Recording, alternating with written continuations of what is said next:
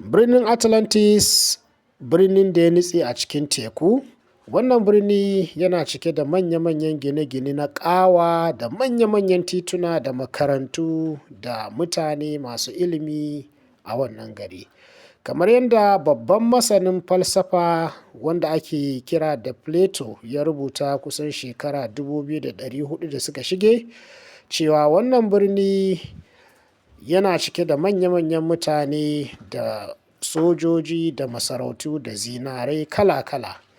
A cewar masanin, wata rana wannan birni ya tsinci kansa a wani mummunan hali na girgizar ƙasa wanda ya yi sanadiyarsa zuwa ga nutsewa sakamakon girman kai da ɗagawa da izza da wannan mutane na wannan gari suke tare da shi. Wannan gari ya kasance ya tsinci kansa a mummunan girgizar ƙasa da ambaliyar ruwa wanda ya jawo sanadiyar nutsewarsa zuwa ga cikin ƙarƙashin tekun Atlantis.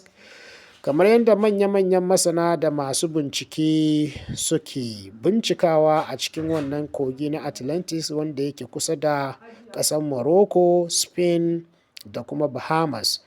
Suna bincike a ƙarƙashin wannan teku kuma suna ganin manyan gidaje da masarautu da manya-manyan abubuwa na tarihi a ƙarƙashin wannan ruwa na Atlantis.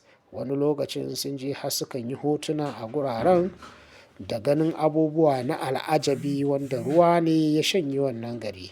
Kuma har yanzu gidajen wannan gari ba su durƙusa ba, suna nan a tsaye, amma sai dai sun yi yana, sun yi tsatsa. So wannan shine kaɗan daga cikin tarihin abin da ya faru da birnin Atlantis.